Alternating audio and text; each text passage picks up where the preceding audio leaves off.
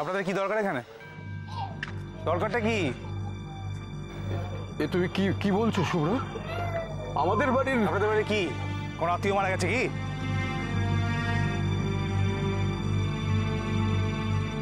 কি বলছো শুভদা? তোমার কি মাথা খারাপ হয়ে গেছে? বৌদির এই একদম না, একদম না। কারোর বৌদি না, কারোর বৌদি না। এই মেয়েটা শুধু আমার বোন, শুধু আমার বোন। শুভ্রদা, এরকম করে কথা বলছো কেন? বড় বৌদি তো আমাদেরও খুব কাছের ছিল,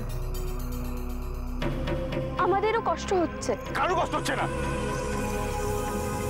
আপনাদের কারোর কোনো কষ্ট হচ্ছে না।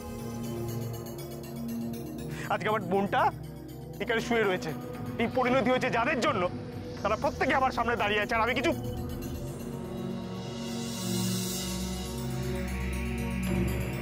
তুমি বারবার সে এক কথা বলে যাচ্ছ। আরে কি বললে বুঝবে তুমি? হ্যাঁ, যে দেখো, তোমার ছোট বোন মারা গেছে, তোমার শোক হওয়াটা স্বাভাবিক। ও তো আমাদের বাড়িরও বড় বউ ছিল। বলো, কালকের বাড়িতে যা করেছো করেছো, আজকে প্লিজ রাস্তায় লোক হাসিও না। আমি আপনাদের কোনো কথা শুনতে চাইছি না, আপনারা জাস্ট এখান থেকে চলে যান, যান।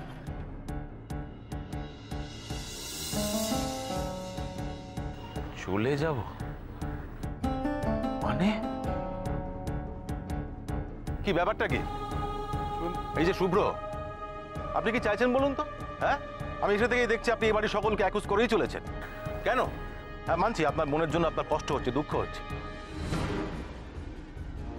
কিন্তু আপনি কি ভেবেছেন আমরা ভদ্র ব্যবহার করছি বলে আপনার অবদ্ধতা করে চলে যাবেন আপনি?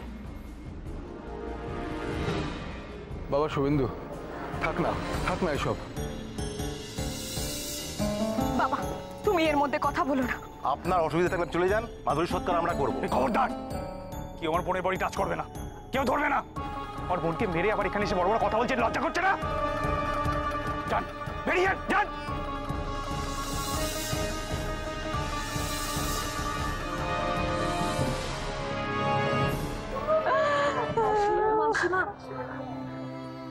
ও তোমরা? দীপা চলে গেছে, তোমাদের বন্ধু আমাদের ছেড়ে চলে গেছে। মাসিমা, আপনি নিজের মনকে শক্ত করুন মাসিমা। কি করব? বাবা শুভ্র, তুমি একটু শান্ত হও প্লিজ। দেখো, এখন মাথা গরম করার সময় নয়, এখন সবাই শান্তভাবে এই কর্তব্যটুকু পালন করতে হবে আমাদের। কিসের কর্তব্য মেসমশাই? কর্তব্য আপনাদের করা হয়ে গেছে। একটা ভীতু দুর্বল মেয়েকে উস্কেছেন, উস্কে তাকে দীপার মৃত্যুর জন্য দায়ী করেছেন, সুইসাইড করেছে। আপনাদের কাজ তো হয়ে গেছে, আর কি চাই? হ্যাঁ, যান যান তো প্লিজ, আমার চোখের সামনে থেকে চলে যান, প্লিজ চলে যান, যান। শুভ প্লিজ, প্লিজ শুভ, মাধু স্ত্রী আমার, তুমি এরকম করতে পারো না। করতে পারি না, এরকম করতে পারি, আমি অনেক কিছু করতে পারি।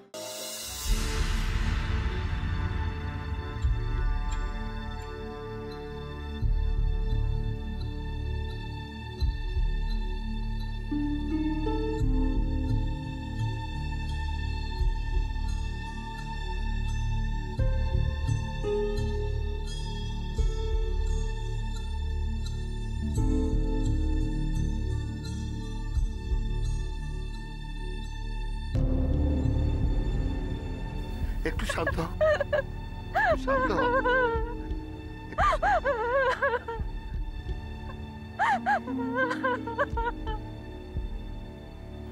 নন্দা, কোথায় গেছিলে তুমি? দীপার মায়ের জন্য একটু জল আনতে গিয়েছিলাম। খুব কান্নাকাটি করছেন জানিস, ওনাকে দেখে খারাপ লাগছে খুব।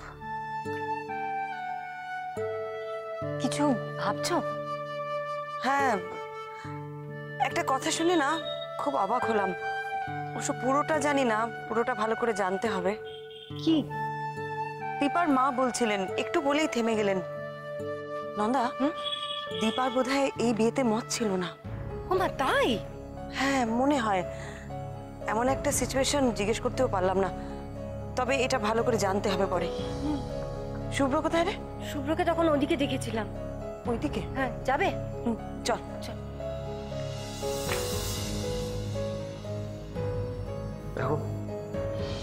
দেখো দেখো কি লিখেছে, দেখো পেপারে ভাষাটা দেখো, যেন আমরাই খুনি, শ্বশুরবাড়ির লোক সবাই খুনি।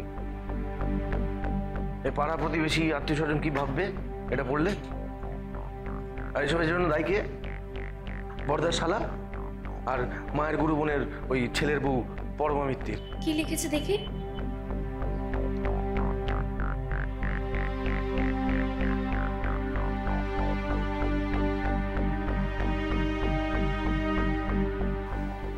ইস, ছি ছি ছি ছি ছি, কি সব লিখেছে! কত করে বললাম জানো বাবা যে এই এসব বন্ধ করুন, এসব করো না, কোনো মানে নেই।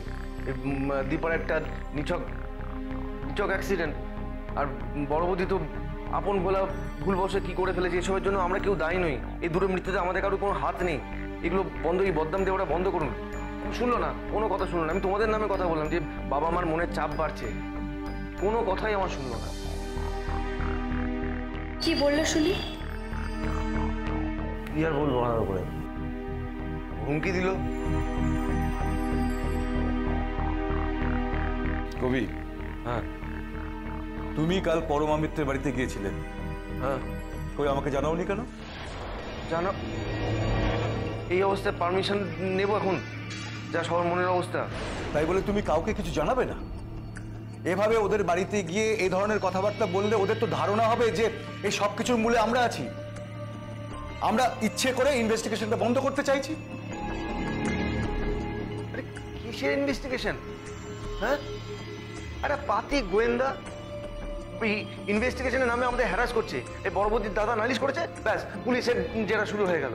আচ্ছা তুমি বলো বাবা, বাড়িতে কার কার মানসিক অবস্থা যে এইসব পুলিশের জেরার মুখোমুখি হবে?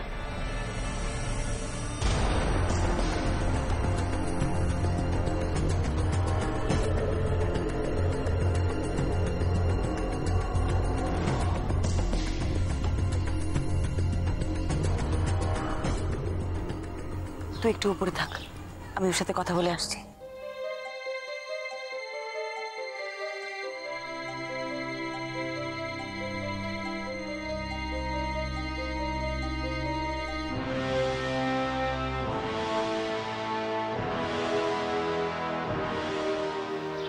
মাথুর আর কোনো চিহ্ন রইল না মিসেস মিত্র,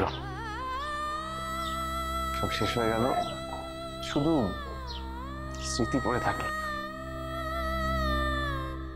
এই শোকের কোনো সান্ত্বনা হয় না শুভ্র। আমার সত্যি জানা নেই কি বলবো তোমাকে। মিসেস মিত্র, আমি আপনাকে যা বলেছি প্লিজ আপনি সেগুলো ভুলে যাবেন না। কিন্তু আমি চাই যে আমার বোনের প্রতি যারা অন্যায় করেছে তারা যেন শাস্তি পায়।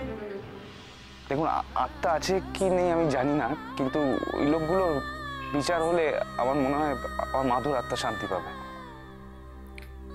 পাবে শান্তি, অন্তত আমার দিক থেকে চেষ্টার কোনো ত্রুটি থাকবে না।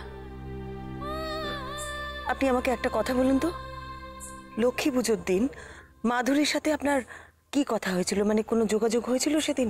হ্যাঁ হয়েছিল তো, ও তো সন্ধ্যেবেলা নাগাদ ফোন করলো, খুব নার্ভাস গলায় কথা বলছিল। বললো দীপার অ্যাক্সিডেন্ট হয়েছে সিলিন্ডার বাস্ট করে, দীপার কন্ডিশন খারাপ সেটাও বললো। আপনি কি এসেছিলেন?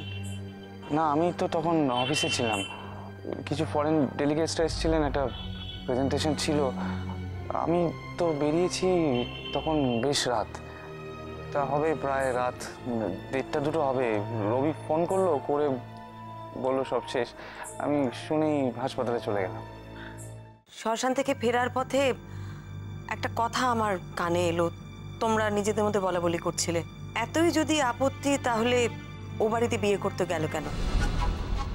কথাটার মানে আমাকে একটু খোলসা করে বলবে। আপত্তি মানে কার আপত্তি? দীপার তো। তোমরা